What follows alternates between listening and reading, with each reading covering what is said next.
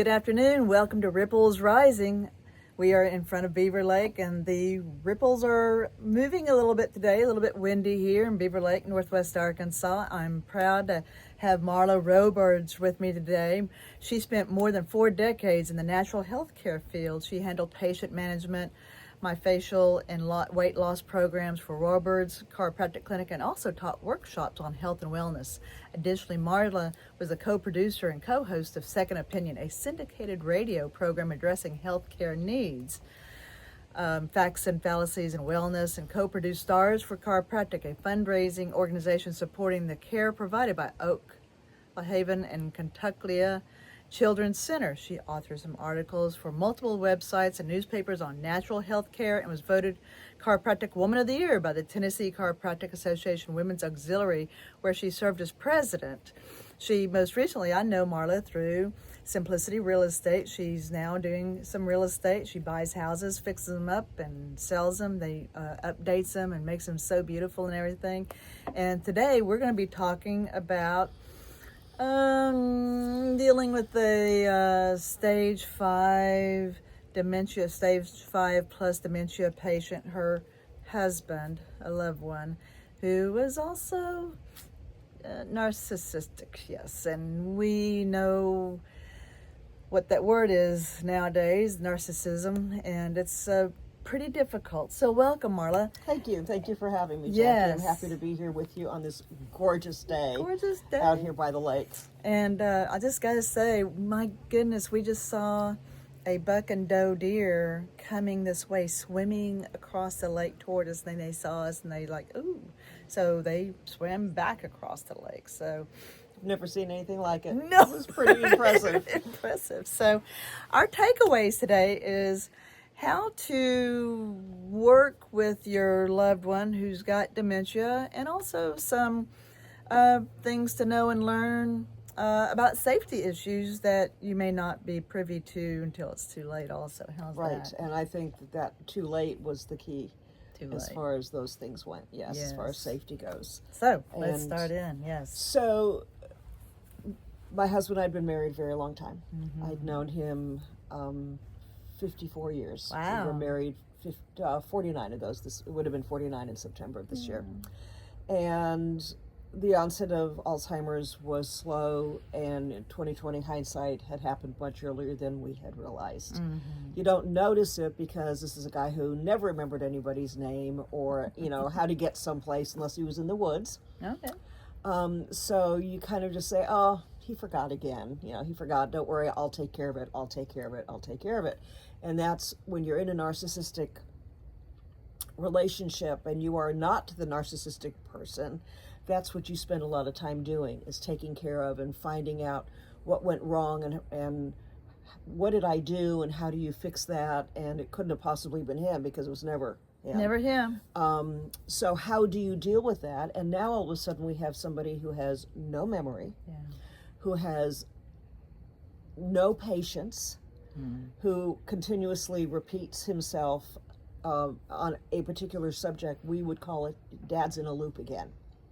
Dad's in the what? A loop. A loop. So the same subject matter over and over and over, and it would go on from basically sunrise to sunset, except that he had sundowners, so it was really sunrise to sunrise. And so much of it, you can't tell them they're wrong. No. You can't, you couldn't do it under the best of circumstances. No. So here we are in a situation where they can't possibly believe that they have forgotten anything. No. Or that they have mixed up a story. That's right. Or a memory. Don't correct them. Or, yes, it's hard enough under, again, normal circumstances. So here we have somebody who doesn't know they don't know. Yeah. Who doesn't know that they truly did forget, or they truly did mix up stories, or they got the wrong person, mixed up with something they've seen on TV because he kind of looks like him, and then trying to say, well, he's a bad guy. No, that's your best friend. No, he's a bad guy. So the hard thing, I think, for me was I was not his primary caretaker. I was one of 3 caregivers. And being the wife, of course, I'm the one who was there. Yes. I'm the one who was there all night long and during the day, and I had other people coming in and helping and living in the house and not living in the house. but the brunt of the emotional stress falls on the spouse. It does. And in my case, being the wife, I had, let me back up. Everybody says they don't know what they're doing. They're not responsible. They don't remember. They don't even know they don't remember. They don't know they have Alzheimer's. They don't understand that they are lost inside their own heads. Yeah. So they said, just don't take it personally. Don't take it personally that he has told you for the 16th time that day that he will never marry anybody because he's never found anybody worth marrying, that he doesn't know who you are. That was almost a release. It was like, okay, well, he doesn't know it's me that he's saying these horrible things to, that I was the cause of all the problems. You know, and then you don't sleep at night when they have sundowners. No. You know, if you're lucky if you get 2 to 3 hours of sleep, and it's not consecutive. No. It's an hour, 30 minutes, 40 minutes, 15 minutes, and then they wake you up. I want to go home, or they go outside and set the alarm off, or they're looking for their car keys at 4 o'clock in the morning, and there's snow on the ground, and they're not, you know, they don't even know that it's too cold to be outside. No. So, you know, so your own brain isn't even functioning normally. No. You know, and yet people are saying, be patient. It's like, I can't be patient. I can't even think. You're in the midst of the fire. Oh, you are so in the middle of it. Yes. And yet you're trying, this is a loved one. This is somebody who stood by you when you birthed your children. Yes. And, you know, came when you had that car accident. Yes. And, you know, took your hand and walked you back up the aisle with, you know, promising you a life, and all of a sudden that's gone. Yes. And so is the person. And yet you still are expected. Yes. To treat them as if they're the same person they were, and put up with things that most normal relationships would say, why are you there? Why are you staying? That's right. And then the answer is because he doesn't know he's doing it.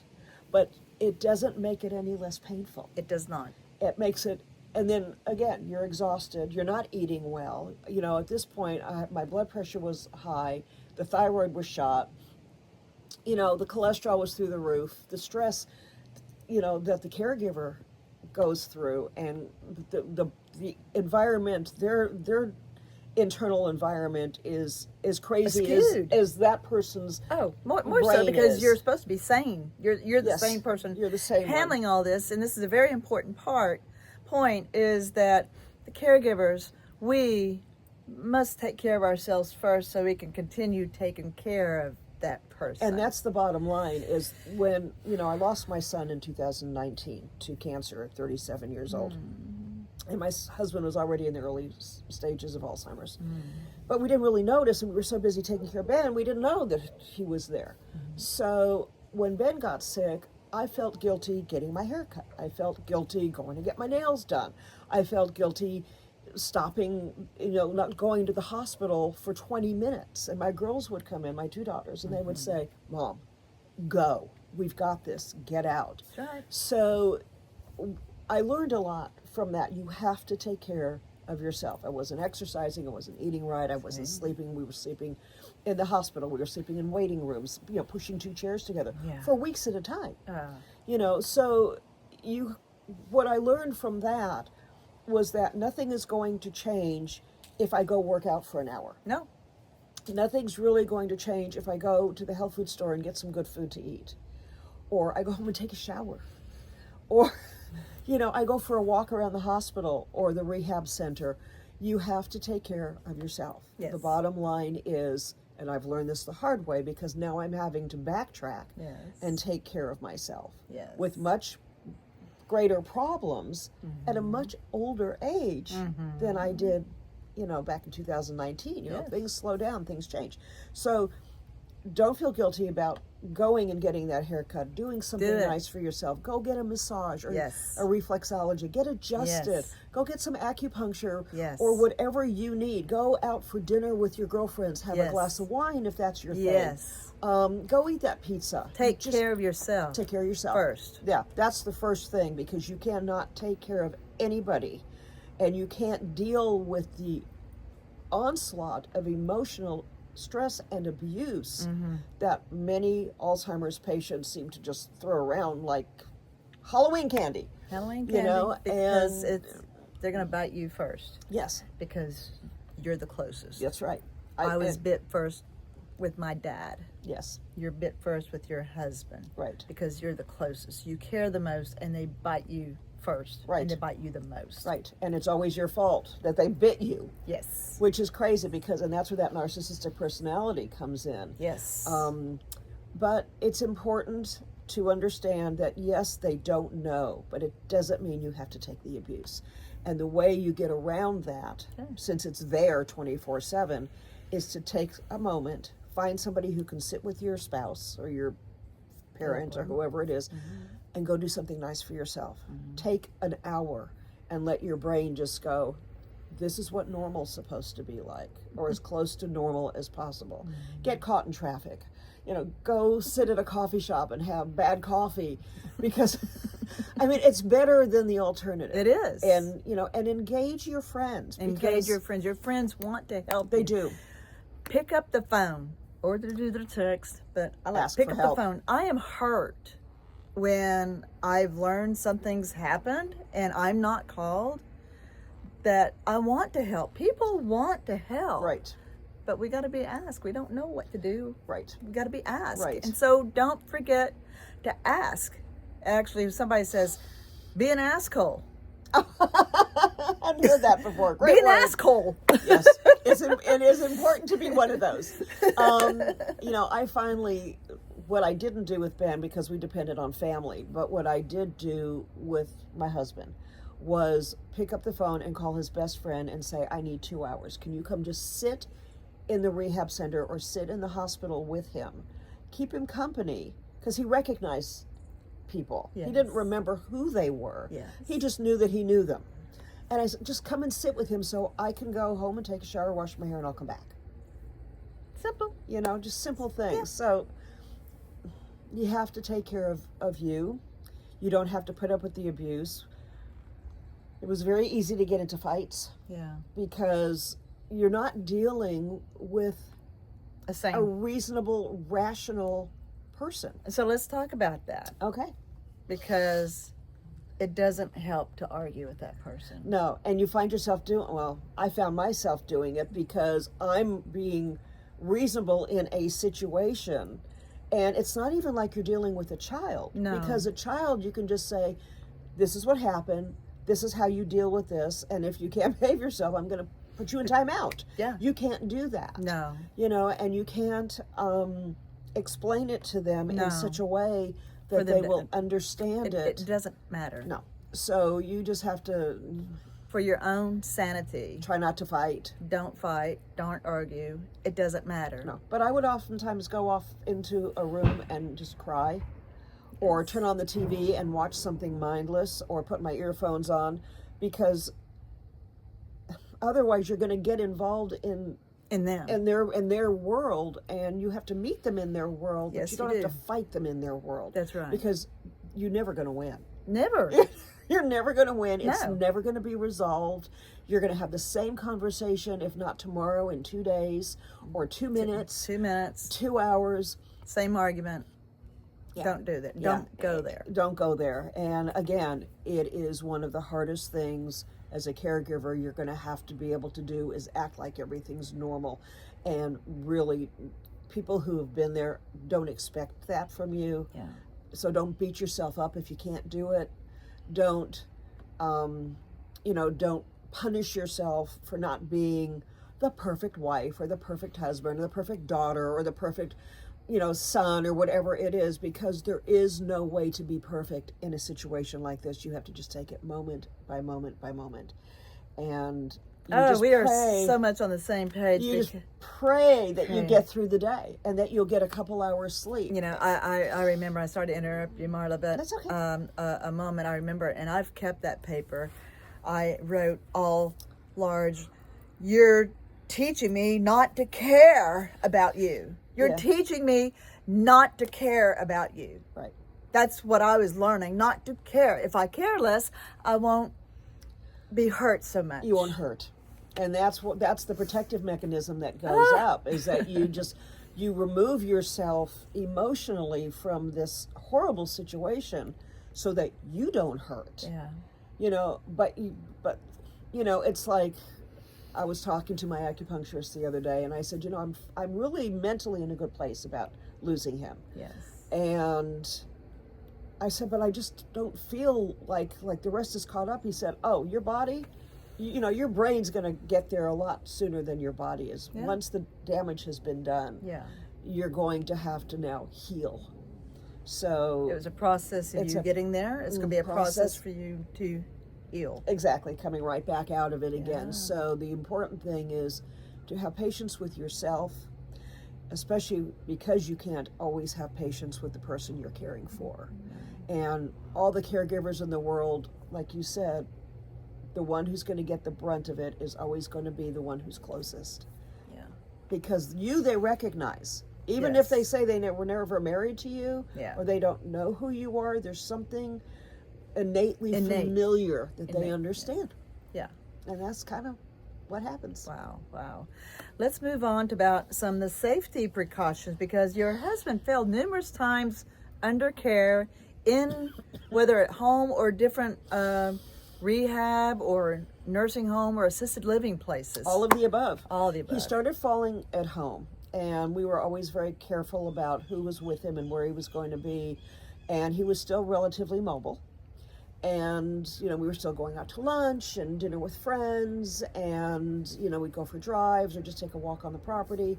And he was fine. And then we finally realized it was time to put him into a memory facility, because I could no longer care for him. And again, I had 2 other people helping me care for him, but it was just more Too than much. any of us could handle. We needed professionals. And this is an important part. You've got to realize when it's too much for you. Right. And I really waited too long.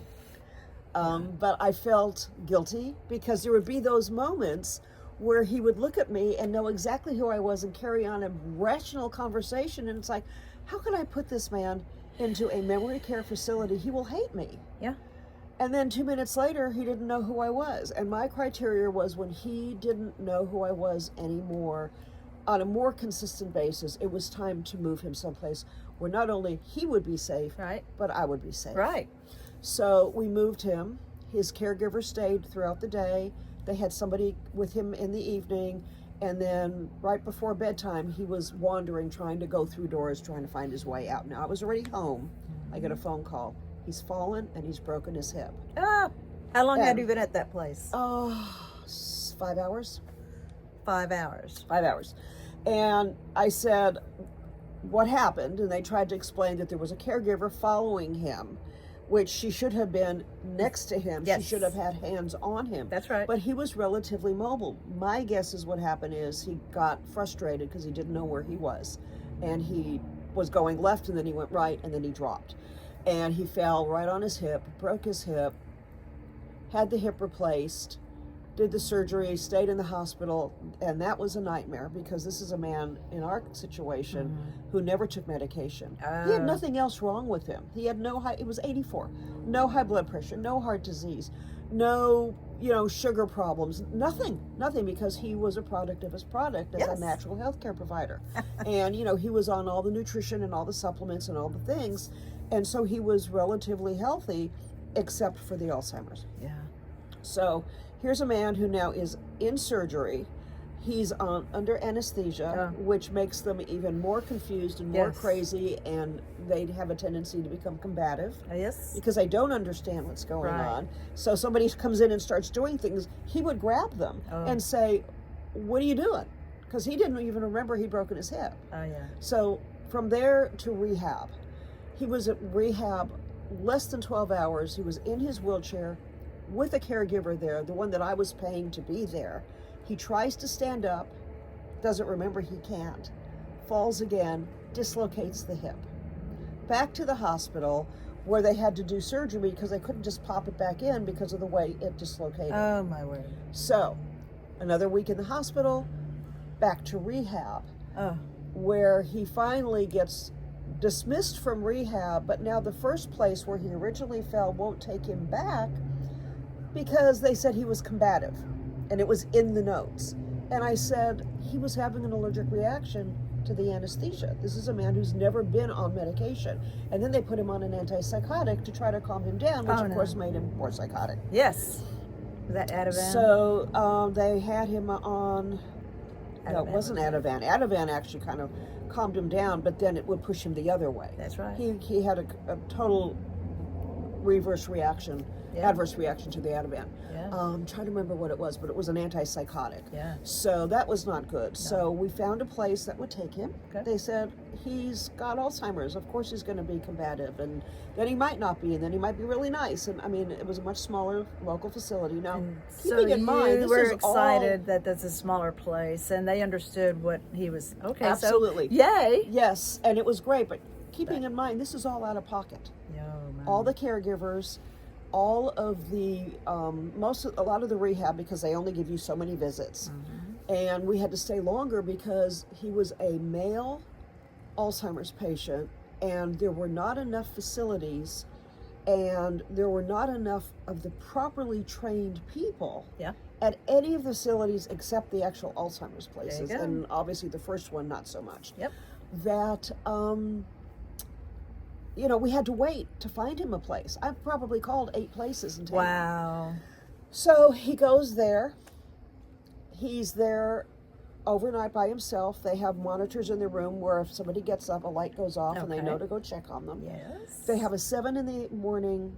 shift. My person doesn't get there because I still had, I was trying to back off from round-the-clock care. Yeah. Because it's expensive. Yes. To just during the day. Keep him company during the day. Get him up, help him. They did all the showering and the cleaning and the feeding. They did all those things. So I just needed somebody to stay with him. Yes. Hands on. Yes. So they see him go by in his wheelchair. I don't know how he got in the wheelchair in his room by himself. So 7 a.m, shift change at the facility. My people don't get there till 8. Guess what he does? Tries to stand up again, falls again, dislocates the hip again. This is the 3rd time in 2 months. 3rd time in 2 months. So they send him to a different hospital closer to where he was. Is this an assisted living or what was this memory was care? Memory care. Memory care. Okay. Which should have more hands-on than assisted living. You would think. But there was a shift change, so everybody was having the meeting of what's going on and where's everybody supposed to be. So no, there were no eyes on him for a moment. And that's how long, that's all it takes. So back to the hospital, another surgery, back to a different rehab because the other one wouldn't take him back. Yeah. Because he was combative. Yep. Right? So we finally find one that will take him. And again, the rehab problem is that it's a male with Alzheimer's. He was immobile. And they only have so many rooms because they only have so many trained people dealing with Alzheimer's patients to be there for him.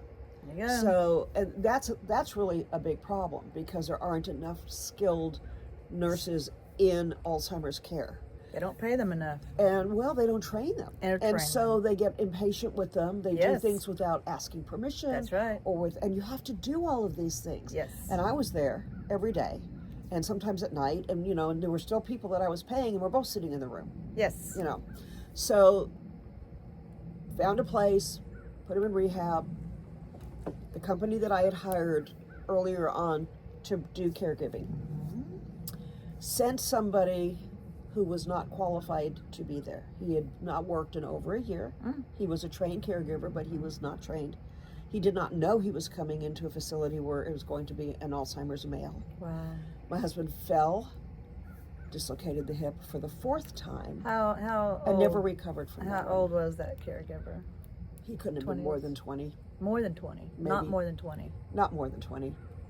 And he was... This is during the day. This was middle of the day, and and because there was a caregiver in the room, the rehab center knew that there was somebody watching him. Yeah. And they would come by every 2 hours. Yeah. Which is pretty standard. Fine. And I said, what happens if you walk out the room and my husband tries to get out of the bed a minute after you leave? Is he going to lay on that floor for 2 hours? Right. That's why you have to hire somebody. That's why you had that. And they didn't want me to hire somebody. I said, what can we do to fix this? So they moved him all the way up by the nurse's station so that every time somebody walked by, they could keep an eye on him. Okay. And then during the day, they would put him in a jerry chair, and they would take him to rehab, and they would put him back in the chair, and they would keep him at the nurse's station. Okay. And they also, for the first time, in all the places he'd been, Mm-hmm.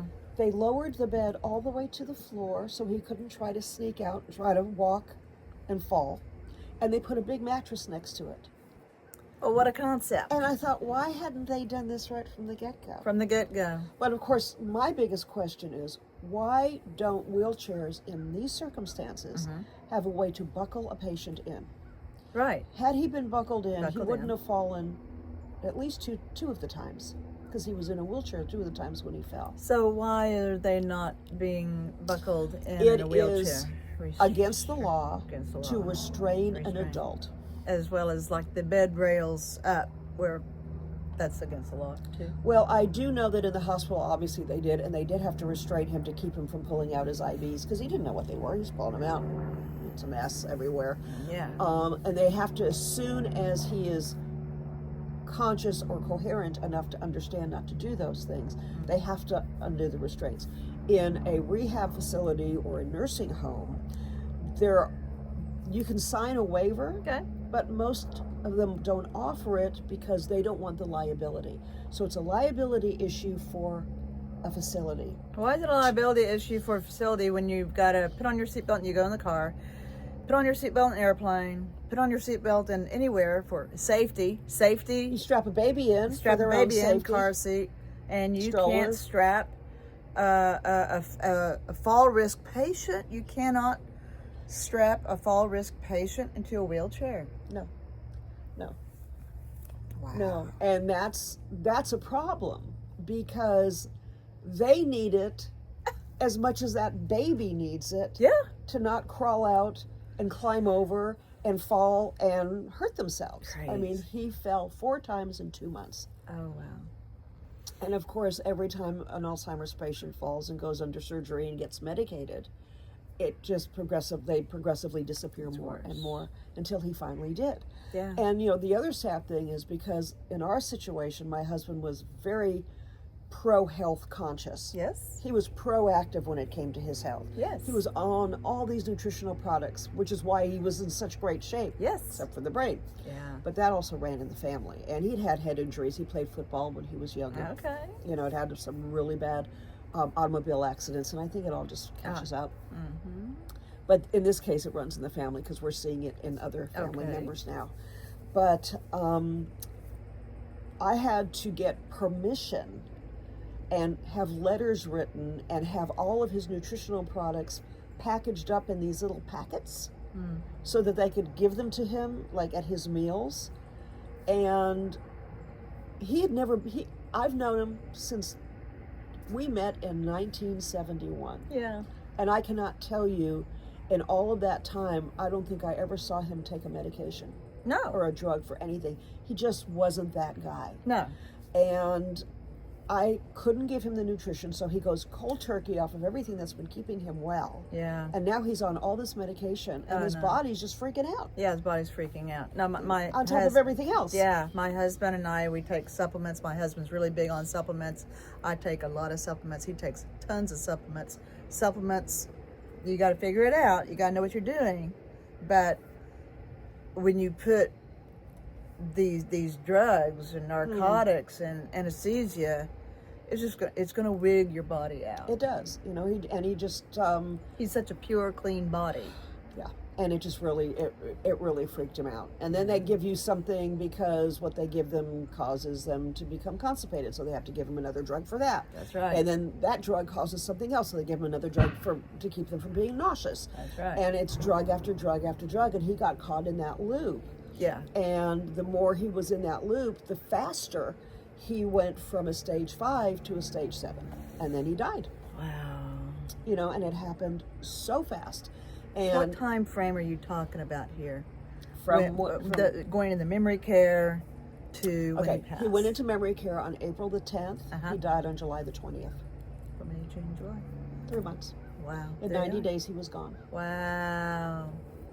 And it happened so fast. We put him in hospice care. Yeah. And they kept pushing me to put him in hospice care, which is basically just a way of controlling how they're going to die. And Right. I had gone through hospice care with my son. Yeah. So it was a very thoughtful and considered decision before we pulled that trigger. Yeah. And then I knew he was going to be gone. It took a week. Wow. You know, you just, and it's still, it still seems very surreal to me. I know. I'm sure it must still have fresh. for you as It well. was. It's like a fog. And we're about ready to wrap up here. So what Marla talked about is, one, take care of yourself first. You got to take care of yourself first. Yes. Go outside, take a walk, get off your phone, get outside, take a walk, Take smell a deep some air. breath. Breathe, take care of yourself. Go get acupuncture, go get a massage. My body needs massage once a month. I might not get my nails done, whatever. My body needs massage. She talked about some of the safety things, about ask the people working there, can you lower the bed and maybe put a mattress beside the bed? If they fall, they're going to fall on the mattress and not the hard floor. Right. Who would have thought? I had no idea.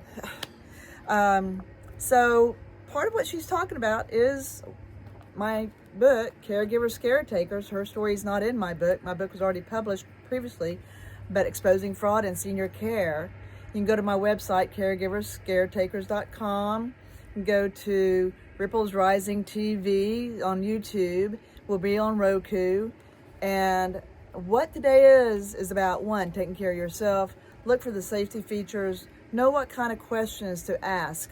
And I dare almost say, ask the people, the administrators at these places, how much are you paying these people here? You know, how much are they getting paid? Because they are the ones that are doing the grunt work. Are they paid enough to care? How about that? And are they trained enough? And are they trained? All right. Ripples Rising, empowering voices, creating waves of change. Thank you very much, Thank Marla. you for having me. This was so much fun. Okay. Thanks a lot. Bye-bye. Bye.